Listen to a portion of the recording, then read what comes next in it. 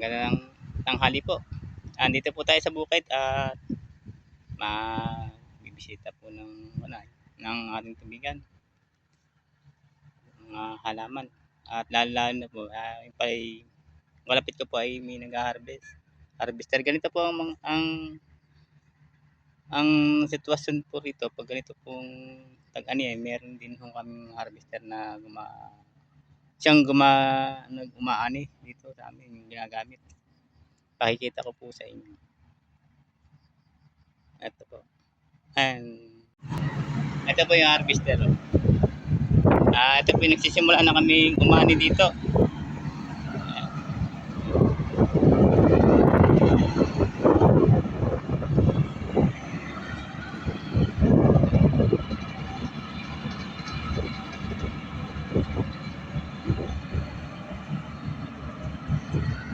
Medyo maganda po ang palay. Kasi po mainit.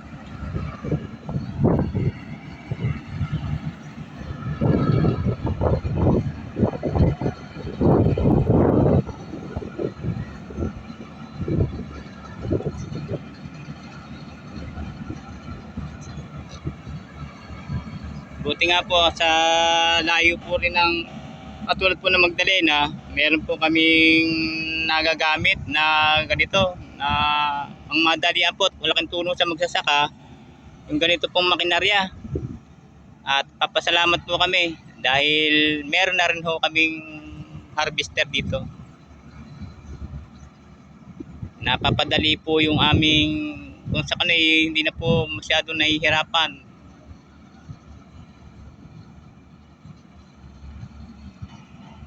Ayan.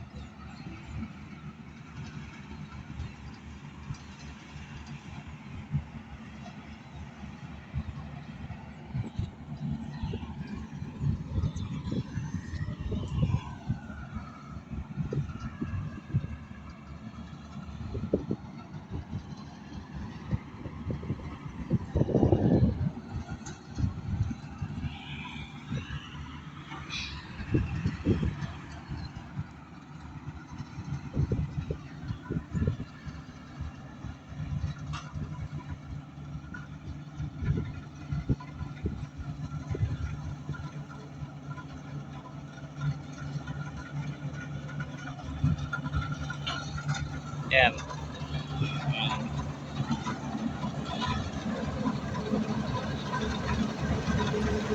Ayan po yung mga nag-aasit, yung mga dito, yung mga kamag-anakan na rin po. Ayan. Ayan po yung mga natrabaho. Mabuti na nga po din na sila po yung tumatanggap ng mga trabahador dito ay yung mga hindi na rin po iba. Salamat po at sila na rin na yung nagtatrabaho.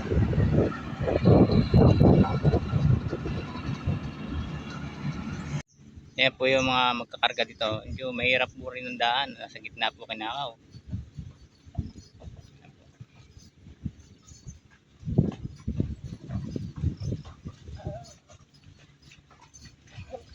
Medyo mahirap po yung salya.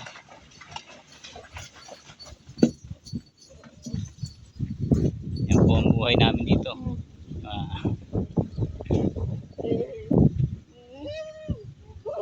Medyo pipi po siya pero masipag. Ayan po, hindi hadlang yung kanyang katayuan. Ayan po, napakasipag nun. Yan nga po, sabi nga, hindi hadlang kung ano man siya. Napakasipag. 4 pa ang karga, galing pong gitna. Ganyan po kalalakas ang kabayo dito. Medyo malalalim, napakalakas ang mga kabayo. Ayun po pa iba. Nagkakarga pa sila. Ayun.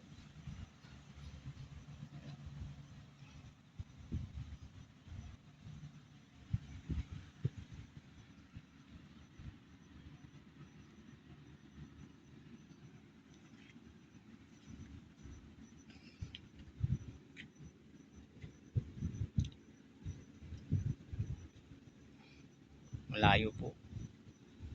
Alang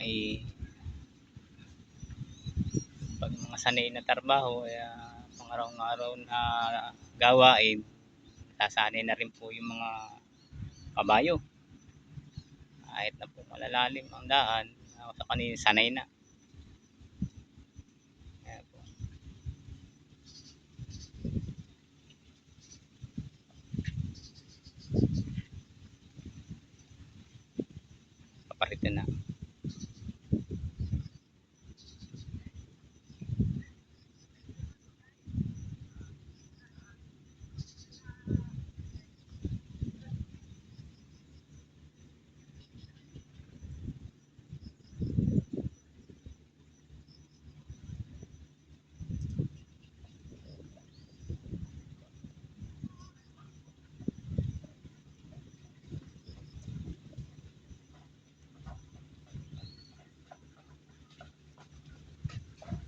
Medyo malalim no. Ay mabuti, matuyo-tuyo ng konti doon ano, hindi masyado malalim.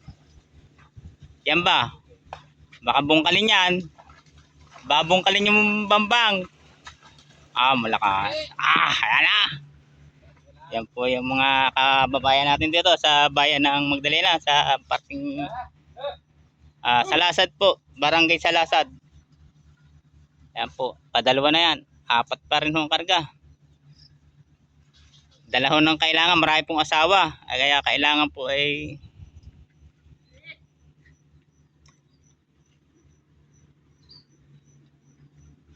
ayun po. Bali, apat po silang nangangarga.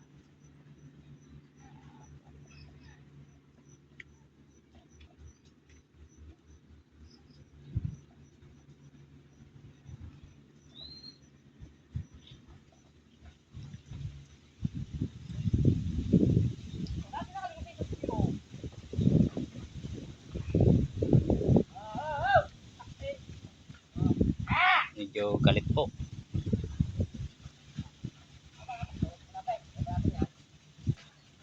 Ay, sala yata. Ayan po. Patatlo. Ayan po.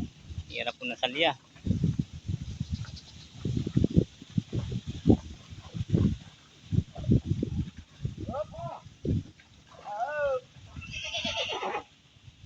Kung titingnan po natin, napakahirap ng buhay ng kabayo. Talaga kasama po sa hanap buhay. Wala po magawa.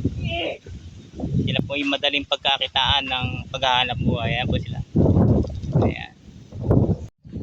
Ayan po yung kalawakan dito ng tubigan. Ito po may mga bago pa rin hong nasapaw.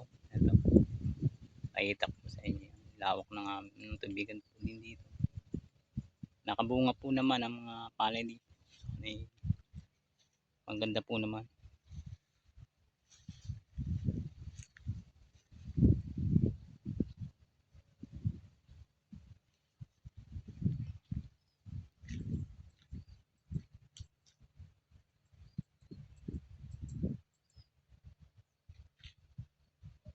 Kung dadaanan natin palayan. Mga bagong bunga. Nakita kong bayabas. Pwede na ho ata. Ito kasi liber talaga dito Kaya sasabi lang ho doon sa puno, penging bayabas. Mga hilok na.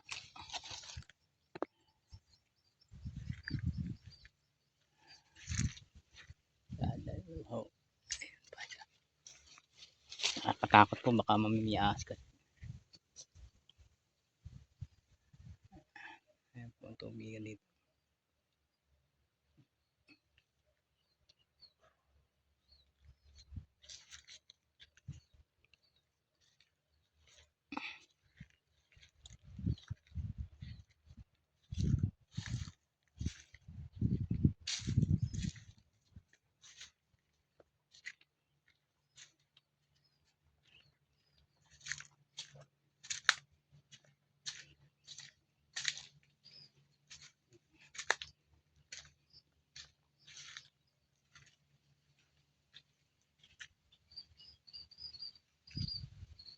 Yung mga sinaunang balon. Una ay yung mga matatanda sinauna. Igibang po kasi yan. Ngayon madala nga po kasi ang tao dito sa tubigan na lang po talaga. Dati po nung una daw medyo madaing tao dito sa parting ito. Ngayon may balon silang ganyang ginawa. Ayan po yung tubigan na talaga po nagbabago din ang panahon. Minsan ay yung lugar ay matao, may panahon naman ngayon na inabot namin wala naman na tao, ibig sabihin na bago.